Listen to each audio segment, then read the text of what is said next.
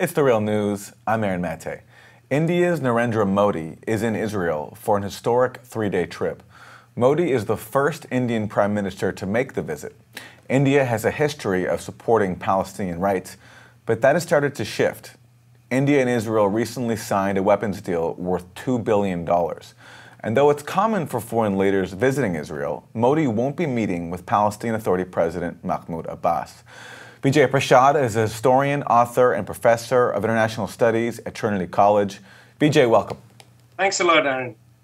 Thank you for joining us. So Modi is in the midst of this trip. Talk about its significance.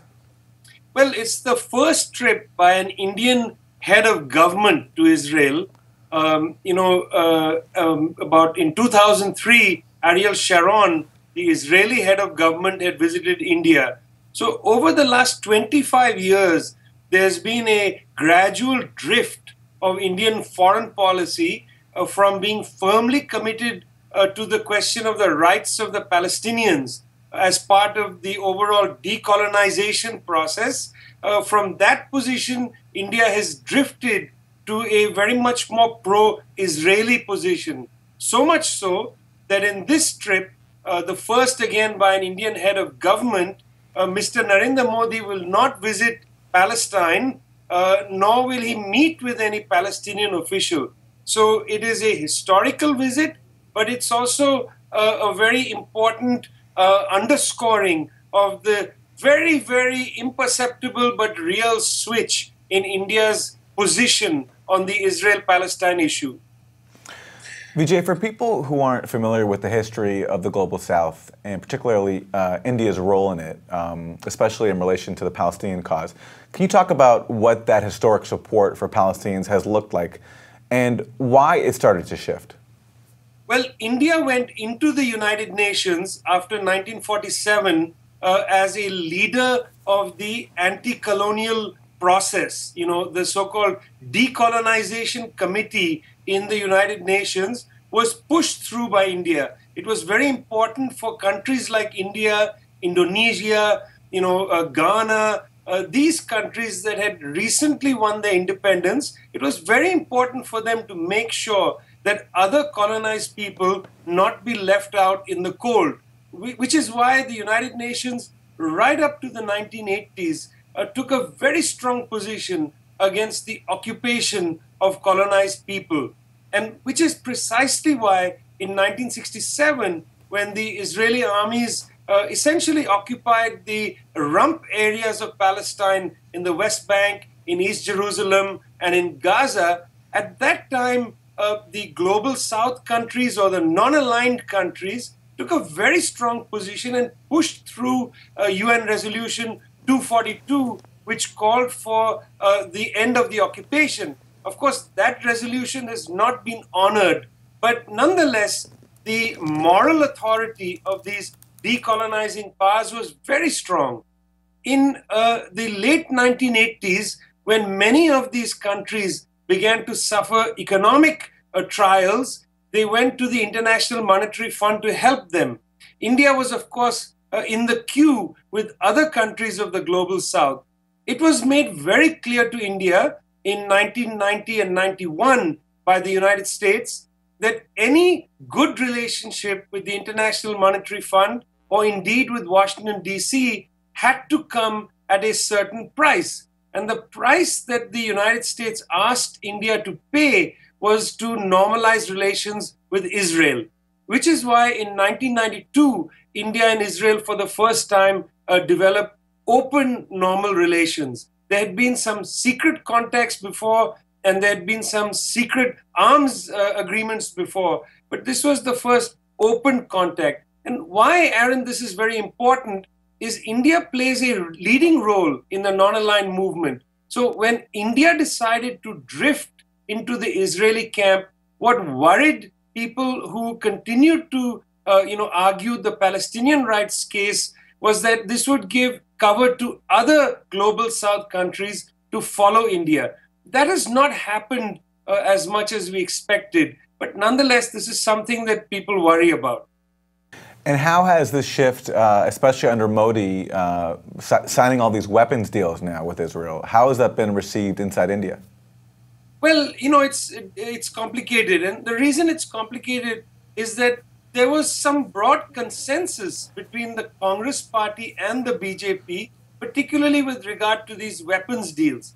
It was, after all, the Congress Party in 1992 that began the process of normalization, and after the BJP government in 1998 exploded nuclear weapons, and when American arms sales became much harder to access. After all, the United States has this non-proliferation position that if you explode nuclear weapons, you cannot receive every single kind of arm. Well, Israel had no such compunction, and since Israel basically produces American weapons, it began to sell arms to India. So there's a kind of foreign policy consensus in India around the buying of arms, so much so that India is the largest purchaser of Israeli arms. But there is some discontent in the country. There are hundreds of millions of people who are upset by this shift in position. But also there's a sense of disquiet about the exaggerated nature of this relationship and this visit in particular. Let me give you one example. There have been a series of deals struck between Mr. Netanyahu and Mr. Modi, 7 different kinds of deals, things that go from agriculture to space, etc. But put this in perspective. India-Israel trade is about $4 billion a year. This is 1/3 the size of India's trade relationship with Iran, which is the leading adversary of Israel. So there's a lot of hype about this trip. And this hype has more to do with the kind of ideology of the right wing in India, which is very much an anti-Muslim ideology. I think this is what Mr. Modi is going for, much more than anything actually pragmatic having to do with trade and technology. Vijay, you mentioned Iran. Given Modi's closer ties to Israel now, is it possible that Netanyahu might try to leverage that into trying to weaken ties between India and Iran, given how antagonistic Netanyahu and his government have been towards Tehran? Well, this has been something that the United States has been trying to do with India for now 15 years. In 2004, 2005, in fact, when George W. Bush visited India, Condoleezza Rice, his national security advisor, advised the Indian government at the time not to go forward with a plan to build a natural gas pipeline from Tehran's southern Fars field through Pakistan into India, which is really the most logical way to deliver natural gas to India. So the Bush administration put a lot of pressure on India to scuttle that deal. And, in place of that, what the Bush administration promised India was to bring India out of the nuclear cold. Remember, India tested nuclear weapons in 1998. It's not a member of the Non-Proliferation Treaty, and therefore would have had a hard time creating a nuclear energy industry. So the United States said, don't go for natural gas, go for a nuclear energy industry and we'll help you. But the price you have to pay here is you have to put pressure on Iran on the sanctions. And indeed, India twice voted in the International Atomic Energy Agency meetings against Iran.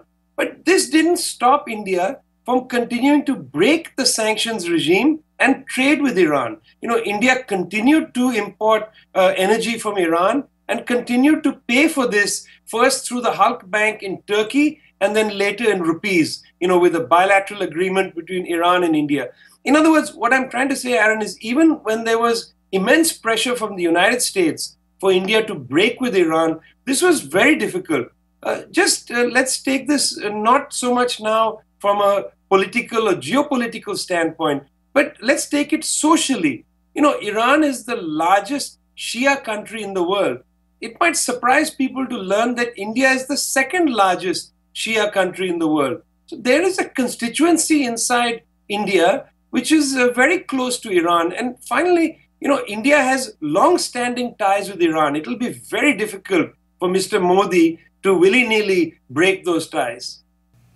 Vijay, on the issue of India's Muslim population, is that part of the dynamic here, I'm wondering, between Netanyahu and Modi in terms of perhaps a shared antagonism towards Muslims.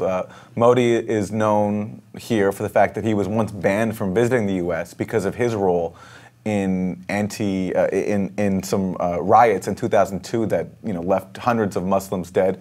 Netanyahu, of course, presides over the occupation of Palestinians, which is a majority Muslim population.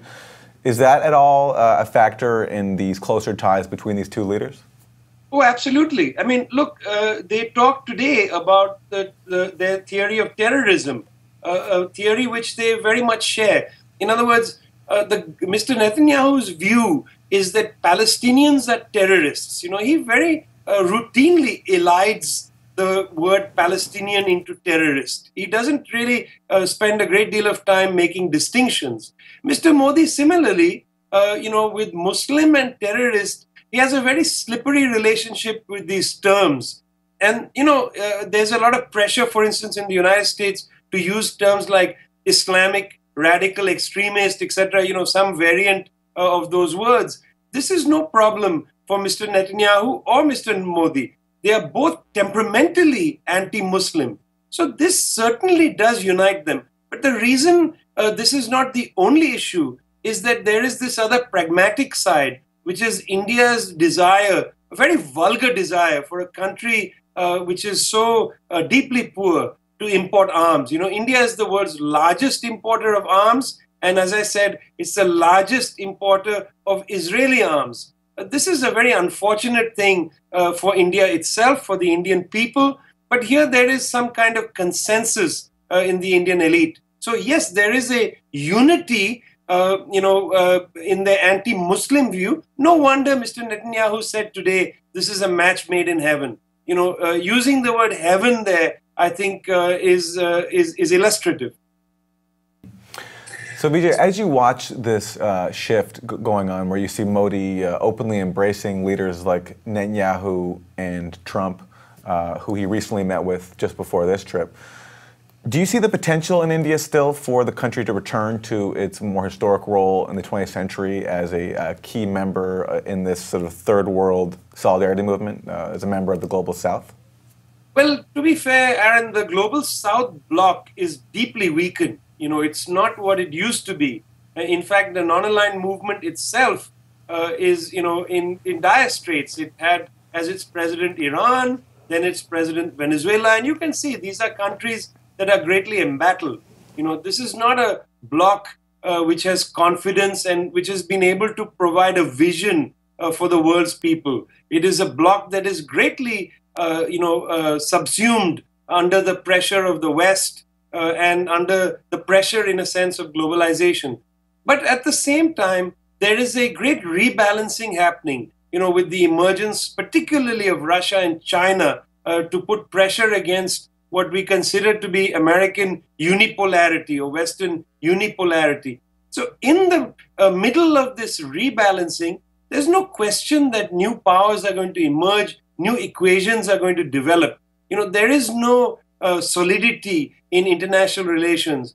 And even if Mr. Modi at this point seems to believe that the direction is for great amity between India and Israel, he's going to, get some pushback from some of his other allies, such as Iran, Qatar, and others, will not be very happy with Modi's full-scale embrace. And these are countries with a much larger trade relationship with India, particularly in energy.